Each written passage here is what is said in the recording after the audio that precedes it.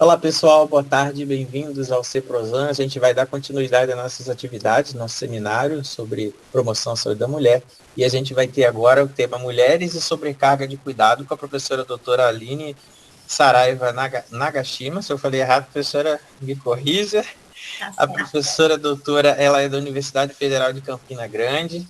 Muito obrigado, professora, pela sua contribuição. Espero que vocês comentem aí, deixem perguntas para a professora. Professora, obrigado novamente. Pode ficar à vontade.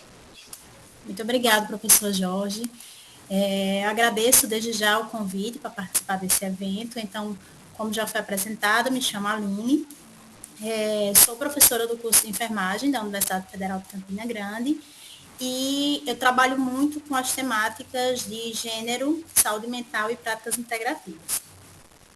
E resolvi trazer um pouco sobre a temática de gênero e saúde mental, né, que está se tornando tão atual, né, por diversas facetas, e aí a gente vai falar um pouco aqui, né, sobre o título dessa conversa, dessa palestra, que é Mulheres e Sobrecarga de Cuidado.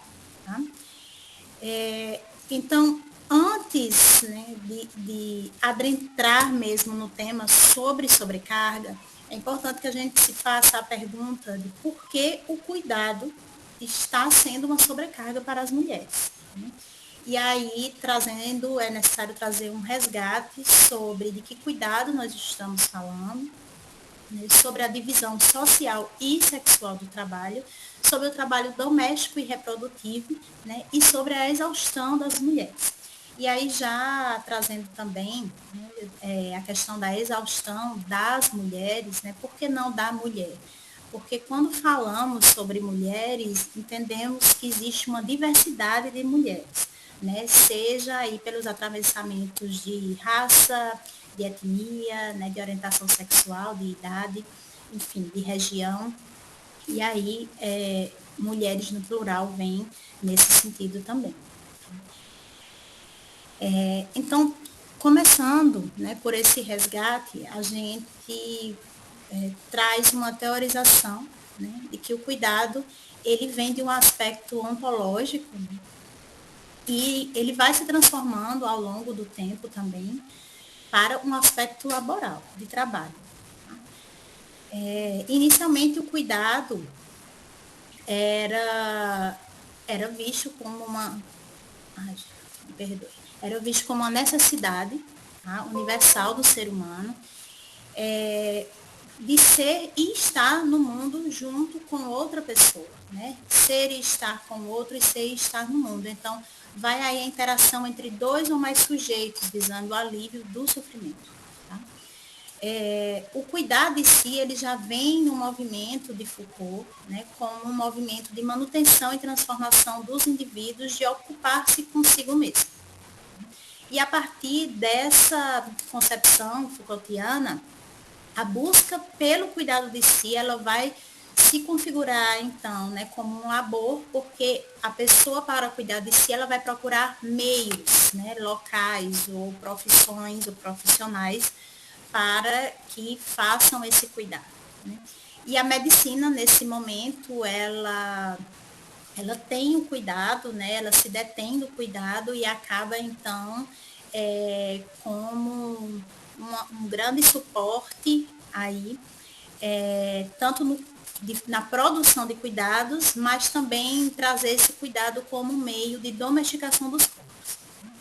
Já outros pesquisadores dizem que essa busca pelo cuidado de si, né, fazendo um contraponto, nada mais é do que uma maior responsabilização, né, do indivíduo diante da fragmentação ou da fragilidade, né, do declínio aí do Estado, né, se transformando num Estado mínimo. Né? Então, quando surge aí o neoliberalismo, que é o Estado mínimo, o Estado ele se ausenta, né, dessa função de cuidado e aí coloca para o indivíduo essa responsabilização sobre o cuidado de si mesmo. Tá?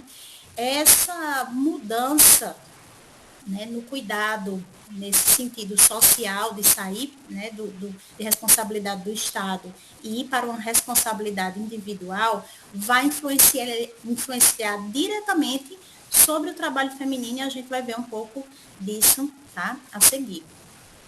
Então, antes de chegarmos, de estarmos falando aí sobre a divisão social e sexual do trabalho, né, e de ter esse cuidado com o trabalho, como a gente já vem falando, é importante a gente pensar que o cuidado, ele vem, né, sendo aí costurado como uma característica, né, uma função culturalmente colocada, né, para as mulheres.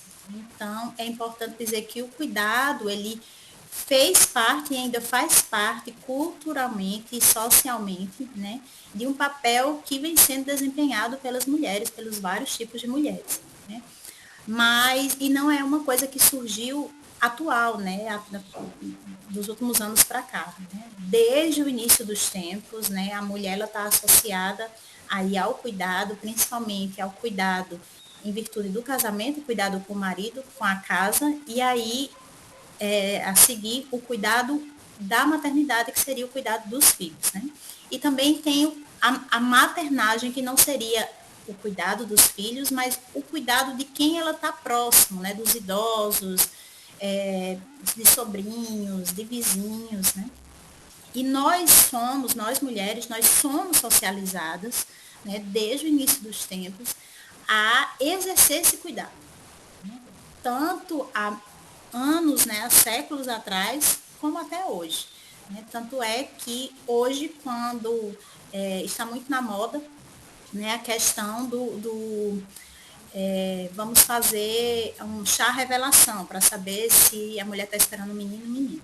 Né? E o chá revelação já coloca características de um lugar que aquela criança que ainda não nasceu vai assumir. Então, o rosa, o azul, né? Quando a criança nasce, o quarto já está todo cheio de bonecas, no caso da menina.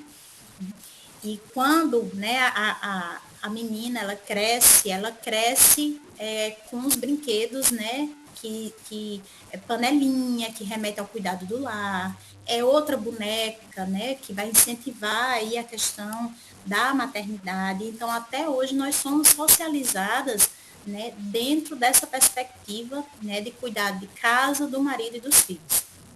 E aí, o sistema patriarcal, ele exerce um papel muito importante, né, porque ele vai ter aí a figura do homem, né, como esse ser central e hegemônico dentro da sociedade, né, mas ele é fortalecido, esse sistema é fortalecido pela religião, então a religião ela endossa esse sistema, né, o capitalismo também vai endossar e a medicina também, quando ela coloca aí o corpo da mulher como objeto de estudo. Então, há um favorecimento para que o homem continue, né, nesse papel hegemônico e que nós mulheres, né, continuemos como objetos a serem estudados ou objetos prontos para servir ao homem.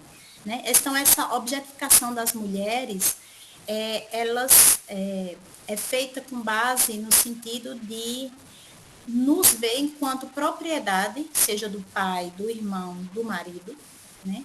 Mas também enquanto propriedade do Estado e enquanto escrava, né? Se a gente pensar nos diferentes tipos de mulheres, né? Desde séculos passados, as mulheres brancas ficavam em casa, e aí também a gente vai ter uma divisão do meio social onde se estabelece esse cuidado, as mulheres brancas no âmbito privado, enquanto as mulheres negras, sua maioria, escravas, já trabalhavam, né, tanto na agricultura, mas também cuidando dos filhos das mulheres brancas. Né?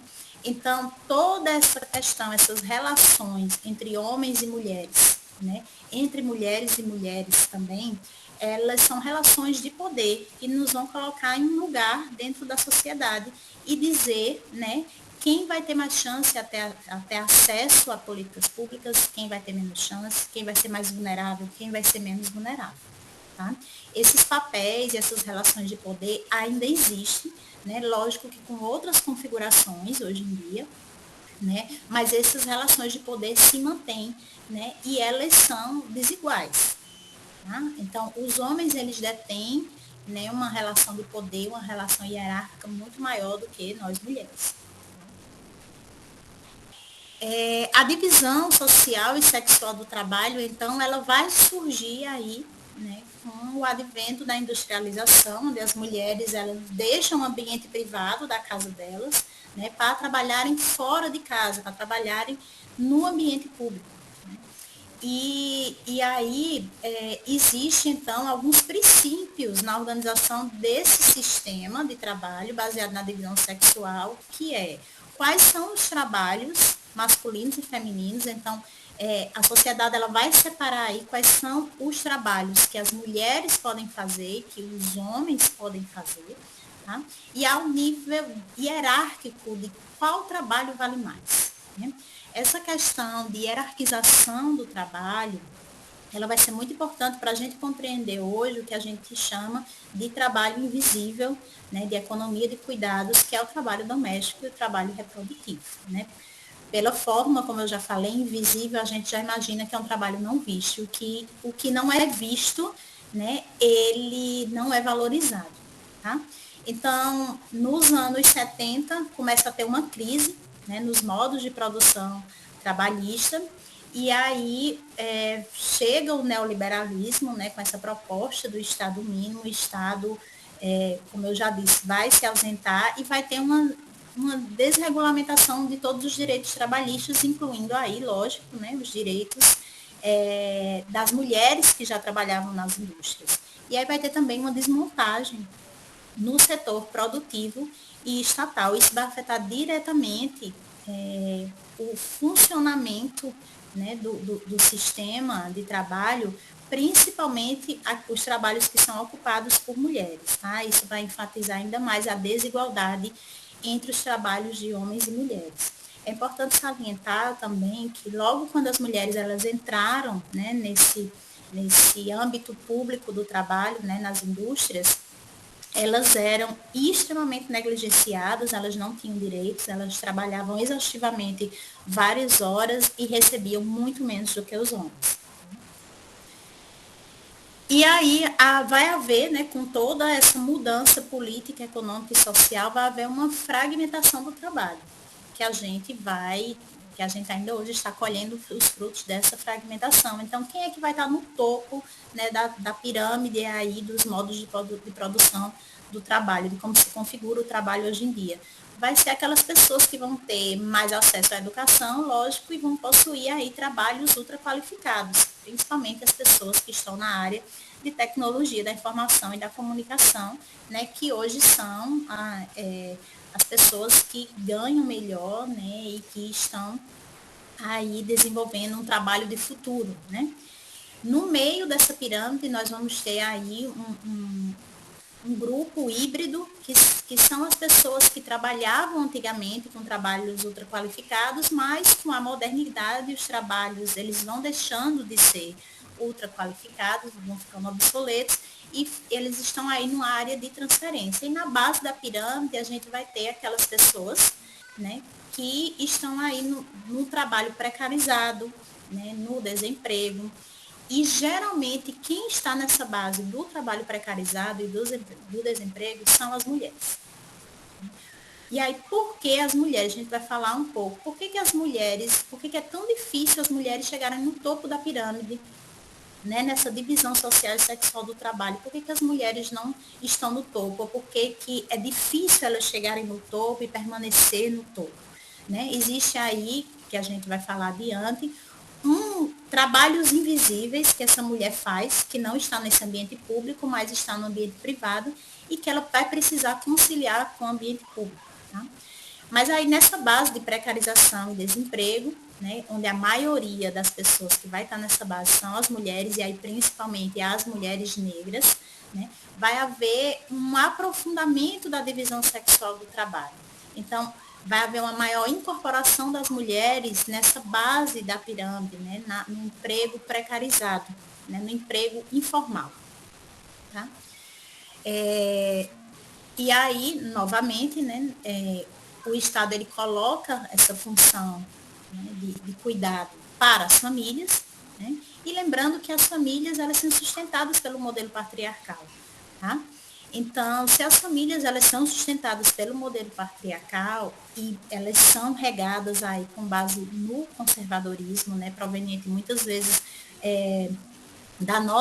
na maioria das nossas educações aí religiosas, né, a gente vai perceber que dentro das famílias, quem trabalha com o trabalho de cuidado, em sua grande maioria, são as mulheres. Né? Então, o capitalismo ele vai instaurar aí como a família como a responsável por prover cuidados, e aí é importante que a gente tenha em mente que dentro da família, das famílias, vai haver a naturalização desse cuidado que deve, e aí eu coloco entre aspas, ser exercido pelas mulheres. Né? E aí vem de um longo período histórico, né, que é, como eu já falei, a gente vem sendo socializada e isso vem sendo disseminado, que o cuidado, ele é uma característica, né, uma função que tem características femininas. E quando a gente pensa em que tipo de trabalho é o trabalho de cuidado dentro do ambiente privado. Quando eu falo do ambiente privado, eu estou falando do ambiente da nossa casa, né, o ambiente privativo, o ambiente onde se desenvolve, tá, as atividades cotidianas que sustentam a vida, né? Comer, tomar banho, dormir, se vestir, tá? Então, dentro desse trabalho, né, no ambiente privado, nesse trabalho de cuidados, a gente vai ter o trabalho doméstico e reprodutivo, né, que é o cuidado com a casa e o cuidado com quem habita nessa casa, né? E aí vem esposo, filhos, muitas vezes os pais dessa mulher, pessoas doentes que procuram essa mulher, né? Todo o cuidado com a casa de lavar, varrer, passar, secar, cozinhar, além de tudo, o gerenciamento disso. Né? Porque existe o trabalho braçal, mas existe uma energia psíquica muito grande em volta, né, do trabalho doméstico reprodutivo, que é a mulher, né, as mulheres, elas não param porque elas vão estar planejando como fazer o trabalho, quando fazer o trabalho, né? De que maneira vai fazer esse trabalho, que horas, quanto tempo vai durar o trabalho, se pode fazer 2 trabalhos em um momento só, né, para tentar ganhar tempo, né? Então, o trabalho doméstico ele vai ser essencial aí para a reprodução do capitalismo, porque ele não vai produzir custos, é um trabalho que não é visto como trabalho, é visto como uma função feminina, né? Então, ele não vai produzir custos para o capitalismo e vai fortalecer a relação do serviço voluntário. Tá? E por que ele é essencial para a reprodução do capitalismo? Porque para que qualquer empregador ele possa sair, ele precisa estar alimentado, ele tem que tomar banho, ele tem que dormir. Né? Então, ele tem que ter uma casa minimamente organizada ou gerenciada. E quem faz todo esse gerenciamento, esse trabalho de cuidado, de gerenciamento, de organização, em sua maioria, né, na maioria dos lares, vai ser a mulher. Então, executar o trabalho reprodutivo vai gastar tempo, vai gastar energia física, tá? Energia psíquica, além do próprio saber fazer. Né? Quantos de nós, mulheres, muitas vezes, não já ouviu do pai, de algum amigo, do irmão, do marido, né, de que, eu não sei cozinhar, eu não sei fazer isso, porque você sabe fazer melhor. Eu não sei trocar uma criança, eu não sei dar banho, eu não consigo ensinar uma criança depois que ela chega da escola. Eu não sei lavar bem os pratos, eu não consigo passar pano na casa. E sempre coloca isso, porque a mulher sabe fazer isso de uma maneira mais dedicada. Então, sempre é colocado, né, inclusive nos nossos diálogos do dia a dia, do cotidiano, sempre ainda é colocada essa responsabilidade do trabalho reprodutivo e do trabalho doméstico como uma função feminina, né? E muitas vezes as próprias mulheres não percebem que o trabalho doméstico e reprodutivo, né, que as funções que ela assume dentro da sua casa, com seus filhos, com sua família, é um tipo de trabalho. Porque muitas de nós, né, nós estamos tão imersas, né, nesse cotidiano, né, nesse saber fazer, que já vem aí de gerações, que muitas não conseguem questionar, porque acreditam, né, que há uma compensação afetiva e simbólica. Né? E que tipo de compensação é essa? é o que a gente escuta muito, que é, o instinto materno, a mãe sabe fazer melhor esse trabalho porque a mãe tem um instinto materno. Sua casa é muito bonita porque você é a dona do lar, né? Então, a mulher tem um amor incondicional, né? Então, são esses tipos de compensações que muitas vezes, como diz Valesca Zanello, são dispositivos que vão capturar essa mulher aí, né? Tanto no sentido do amor incondicional, do amor romântico, mas também no sentido da maternidade e da maternagem. Por isso que para a gente é muito difícil, quando eu falo para a gente, eu falo no sentido de mulheres, é muito difícil dizer não a muitos desses pedidos de trabalho. E quando nós estamos conscientes ao ponto de dizer, não, eu não vou fazer isso, muitas vezes nós somos taxadas de grossas, de louca, né, de estressada. Né? Então, sempre há a mulher que se revela e quer sair desse lugar, né, ela é sempre taxada de algum xingamento, né, ou de que não consegue se enquadrar aos padrões, ou de que não é uma mulher de verdade, ou que é uma mulher mal amada. Né? Então, acaba transformando esse trabalho em um processo espontâneo de subjetivação das mulheres. Tá? E aí a lógica capitalista, né, alimentada pelo patriarcado, vai ter a mulher como propriedade privada. Né? A propriedade privada no sentido da mulher estar ali dentro de casa e a função dela deve ser dentro de casa. Tá?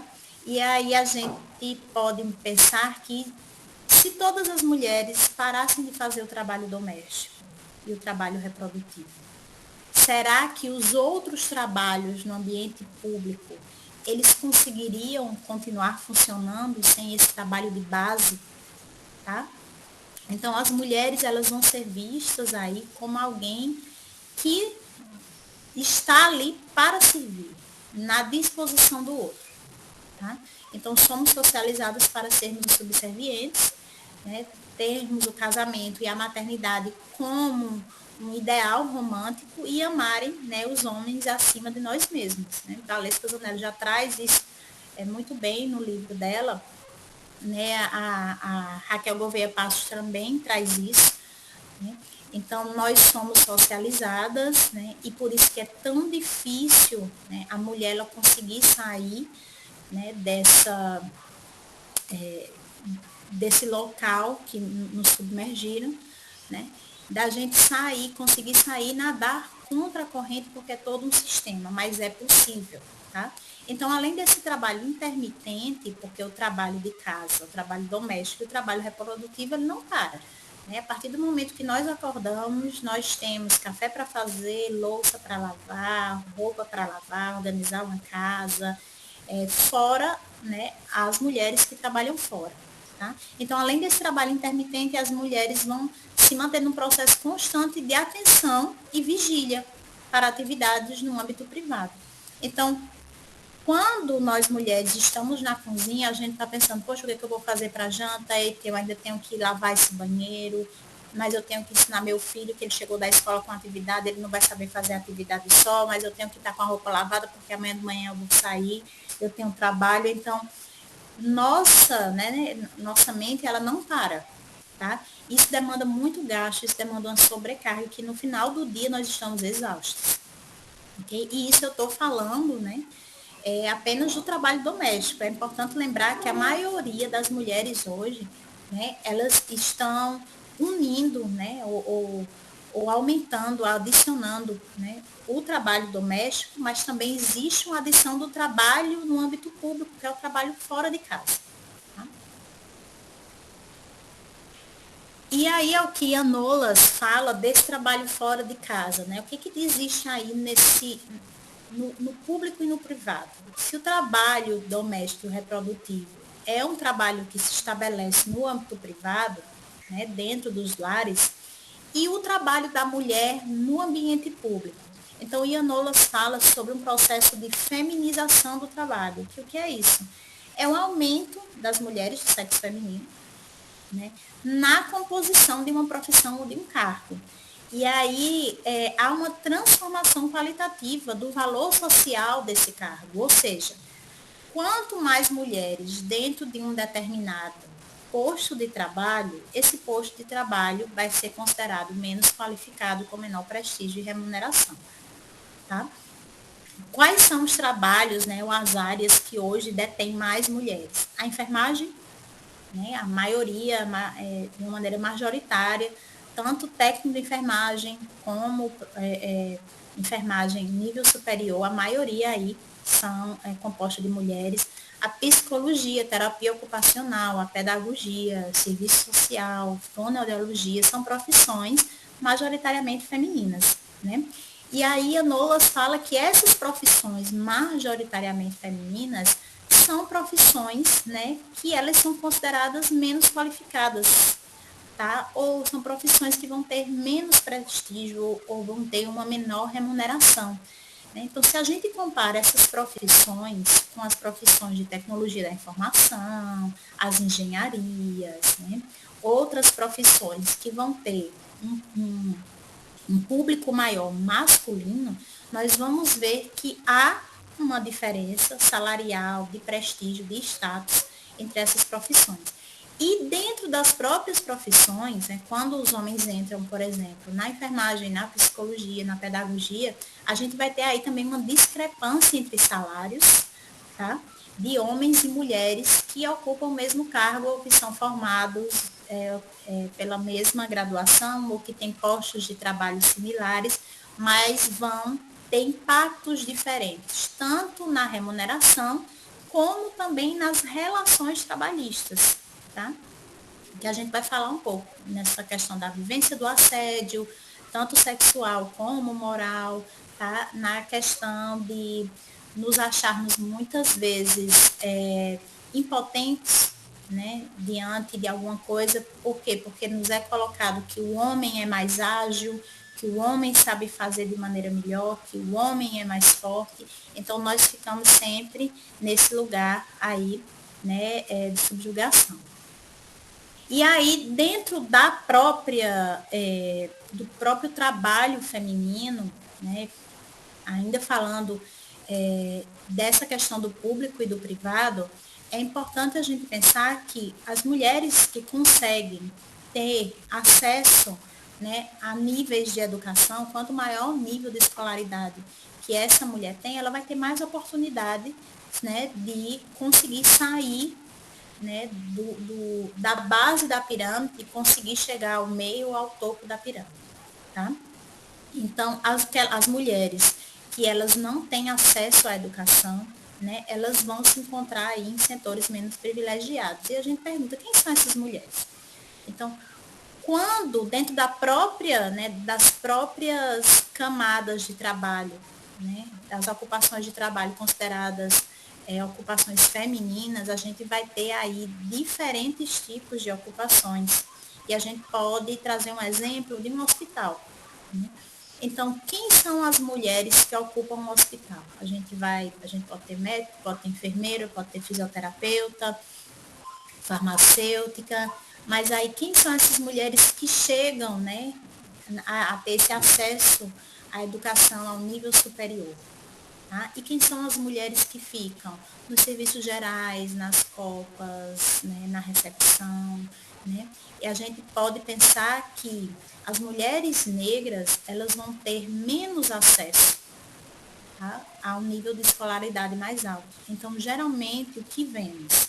Vemos que as mulheres negras, elas geralmente, em sua grande maioria, elas vão assumir postos de trabalho em setores menos privilegiados ou ocupações menos privilegiadas, mesmo dentro de uma instituição com outras mulheres ou dentro de empresas, tá? Então, precisamos pensar que dentro, né, do grande setor do mercado de trabalho, é preciso olhar a partir de uma perspectiva interseccional para essas mulheres. Né? Quem está tendo acesso né, à educação, aos benefícios, a um emprego digno, a um salário melhor, e quem não consegue ter esse acesso.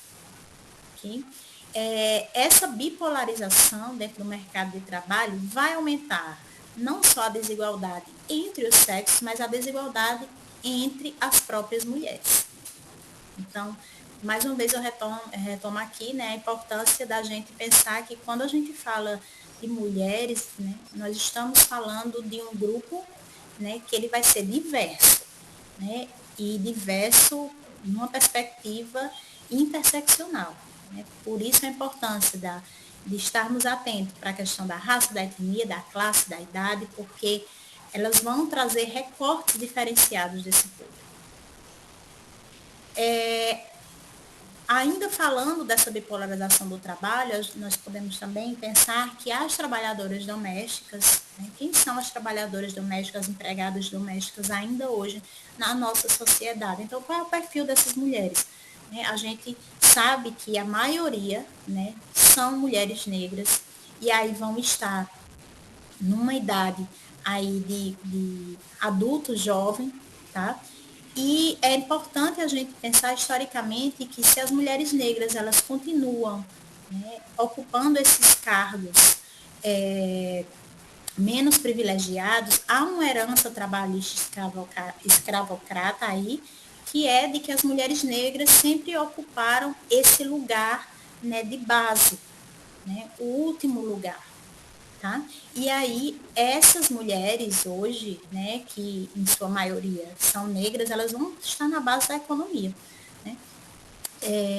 Numa pesquisa, a Federação Nacional dos Trabalhadores Domésticas estima que há 6 milhões de empregadas domésticas hoje no Brasil, e desses 6 milhões, 4 milhões estão sem carteira assinada. Tá? E é importante a gente pensar que essas trabalhadoras domésticas, né, elas sustentam uma família inteira, fora a própria família. Tá? E pensar também que existem aí outras configurações que é importante a gente pensar, né, que são, a maioria dessas mulheres são chefes de família, ou seja, é delas que provém o sustento da própria casa, são mães solos, então não conta com a figura, né, de um companheiro, tanto na criação dos filhos como na divisão das despesas. São mulheres extremamente vulnerabilizadas, né, por realmente ter essa fragilidade na rede social e na rede de apoio. São mulheres que também são as maiores vítimas de violência dentro do trabalho e fora do trabalho, né? Então existe uma falta de amparo para essa mulher, tá? E aí a gente vê que essas mulheres, elas estão sucumbindo, né, por todas essas questões, né, pela violência, pela não valorização, pelo excesso de trabalho, né, pelas múltiplas variáveis aí que vão ser produtoras de vulnerabilidade dessas mulheres. Tá? Então, uma pesquisa relacionada pelo Datafolha já desse ano, agora em março, né, com 2.022 pessoas de 147 municípios do Brasil, revelou o quê? Né, o que pensa, né, a população sobre o cuidado e sobre as mulheres. 86% das pessoas entrevistadas que tiveram até o ensino fundamental concordaram que é a mulher que deve cuidar dos filhos recém-nascidos, contra 52% que concordaram também, só que que tem um curso superior. Então, vejam também que quanto menos acesso à educação, né, mais a gente vai disseminar padrões historicamente e culturalmente enraizados. Né? Então, se a gente pensar que a maioria dos entrevistados que tinham ensino fundamental, eles concordam que a mulher é quem deve cuidar dos filhos recém-nascidos. Então, não há uma divisão do trabalho. Né? Entre as pessoas de 60 anos ou mais, 83% concordam que as mulheres devem cuidar dos recém-nascidos, ante a 54% dos jovens de 16 a 24 anos. É importante a gente pensar que somente de uns anos para cá vem se discutindo toda essa questão da divisão do trabalho, né, tanto doméstico como reprodutivo, e do papel dos homens e de outros componentes familiares nessa divisão do trabalho, né, do trabalho no âmbito privado. Tá? Uma pesquisa realizada também pela Oxfam, né, que foi uma pesquisa a nível mundial, trouxe que meninas e mulheres dedicam cerca de 12,5 bilhões de horas no trabalho de cuidado, que esse trabalho não é remunerado, que é o trabalho que a gente vem falando aqui, o trabalho doméstico reprodutivo. O que vai englobar, né, nesse trabalho não remunerado, o cuidado com os bebês e crianças, além do cuidado da casa. se esse trabalho fosse remunerado, o valor desse trabalho, né, reprodutivo e doméstico seria de 10,8 trilhões de dólares. Tá? Então, quando a gente fala que o trabalho doméstico e o trabalho reprodutivo, ele traz benefícios para o sistema capitalista, é porque o sistema capitalista não vai estar, né, ele gastando e se comprometendo com trilhões de dólares para o pagamento de um trabalho que é invisibilizado hoje em dia, né? Que sempre foi. Ainda nessa pesquisa, observou-se que em todo o mundo, 42% das mulheres em idade ativa estão fora do mercado de trabalho, frente a 6% dos homens, tá? O que se deve às responsabilidades não remuneradas pela prestação de cuidados. Então, veja, por que essas mulheres estão fora do mercado de trabalho? Ou seja, elas não estão aí, né, no ambiente público. Porque para cuidar de casa, de filho, de pessoas doentes, existe tempo, necessita de energia psíquica, necessita de energia física. Então, essas mulheres muitas vezes deixam de ir para a escola para cuidarem de casa, deixam de ir para a escola ou para a faculdade para cuidarem dos próprios pais, ou engravidam muito cedo e aí tem que cuidar dos filhos, ou se casam e aí precisam cuidar do lar e do marido, tá? E nesse tempo que é gasto em casa, não há tempo para se dedicar a si. Tá? Por quê? Porque elas chegam ao final do dia extremamente esgotadas. Então, nem elas vão ter tempo de continuar os estudos, nem elas vão conseguir se manter nos estudos. Também em 2022 houve uma pesquisa, né, feita pelo IBGE, né, uma pesquisa nacional por amostragem de domicílio, que eles trouxeram, né, o nome da pesquisa é Outros Trabalhos, eles trouxeram que mulheres gastam em média 21 horas e 18 minutos por semana com atividades domésticas e de cuidado. Gente, veja, né, a gente pega mais 7 dias na semana, né, muitas horas com atividade doméstica e de cuidado, enquanto que os homens gastam 11 horas e 48 minutos. Isso trazendo as mulheres brancas. Então, se as mulheres brancas, né, o tempo de trabalho gasto dentro de casa é de 21 horas, para as mulheres negras já sobe, né? Então, é 22 horas e 33 minutos. Então, esse cenário, ele compromete as possibilidades de geração de renda, de autonomia econômica, né? E aumenta a pobreza e a desigualdade entre as próprias mulheres e entre homens e mulheres, né? Então, esse trabalho invisibilizado é o que hoje chamamos, é conhecido como economia de cuidados, né? Essa é a economia que dá conta de tudo. Então, são os trabalhos que dão conta de tudo. É o trabalho que é necessário para que a vida continue, para que a vida se sustente, tá? Que é o trabalho básico, né? Mas não é porque ele é básico que ele é menos importante. Pelo contrário, por ser básico, ele vai sustentar aí toda uma rede, né? Toda uma pirâmide de outros trabalhos, inclusive os trabalhos no âmbito público. Então, é papel do Estado atender às necessidades da população, garantindo a reprodução humana, o bem-estar da população. Né? Quando eu falo de reprodução humana, é essa reprodução de continuar e trabalhando, voltar, ter uma casa, ter uma comida, né? Ter um ambiente propício para. Né? Cuidar desse bem-estar vai ter um impacto na força de trabalho, na economia e no desenvolvimento da sociedade como um todo. Okay? E qual é a repercussão desse trabalho invisível na saúde das mulheres? Então, uma pesquisa realizada pela ONG, né, Think Olga, denominado Esgotados, foi no final do ano passado, em 2023, ela trouxe dados muito interessantes que disse que a cada 10 pessoas diagnosticadas com depressão e ansiedade, 7 são mulheres. Tá? Então, é um dado extremamente alarmante. 45% das mulheres relatam ter diagnóstico de algum transtorno mental. E aí perguntaram quais eram as razões desse adoecimento. 48% disseram que era a situação financeira, 36% disseram que eram dívidas, 22% trabalho doméstico, 20% jornada excessiva de trabalho.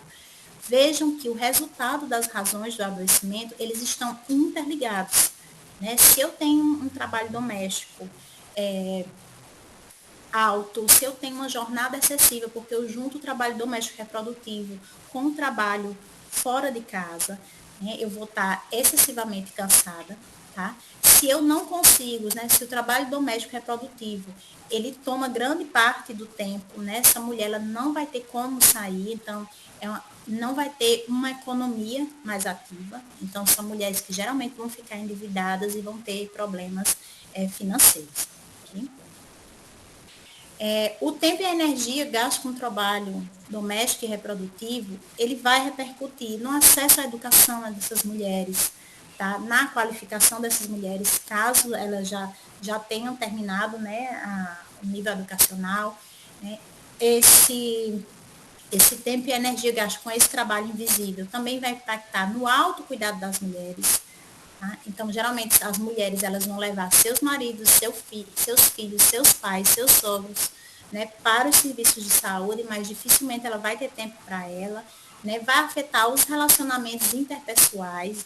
É uma coisa que também a gente já observa muito hoje em dia, a fragilidade das redes de apoio das mulheres, nas formas de lazer, e aí essas mulheres, elas vão ter dificuldade de ter um tempo para elas mesmas, porque sempre vai haver o que fazer, seja fora de casa ou dentro de casa, vão afetar nas escolhas e projetos de vida dessa mulher, tá? Então, no que ela quer seguir, quais são os sonhos da vida dela, que tipo se elas podem ou não fazer uma viagem, que tipo de curso elas querem fazer, né, o que elas queriam para a vida delas. E também no aumento das violências e preconceitos dentro do trabalho e fora do trabalho. Tá? E a gente pensa, e para concluir, né, um pouco, quais os caminhos que nós temos para seguir, né, com tanta sobrecarga e com tanto impacto, seja a nível, né, de saúde, mas também a nível de vida dessas mulheres. Né? É preciso que haja uma responsabilização do Estado. Como? Garantindo serviços públicos gratuitos que vão ser uma rede de apoio aí, então creches, mais escolas, né? Mais serviços de amparo social, também de proteção social, legislação que garanta direitos às mulheres, e aí a gente trouxe ano passado, que foi, né, uma lei muito importante, que é a Lei da Igualdade Salarial, né, que estabelece essa igualdade entre homens e mulheres, valorizar os cuidados em políticas e práticas institucionais, então é muito importante o combate ao assédio moral e o assédio sexual dentro das instituições, né? Conseguir ter o acolhimento dessas mulheres vítimas de violência dentro e fora das instituições de trabalho, mas também, né, nas instituições de ensino e dentro da própria casa. Então, houve já vários incrementos aí do ano passado para cá, para a proteção das mulheres vítimas de violência, envolver as mulheres no processo de tomada de decisões, e aí a gente hoje tem o Ministério das Mulheres, que é muito importante, né, que todo mês vem trazendo, né, preparando editais e trazendo discussões sobre essas questões dos direitos das mulheres, né?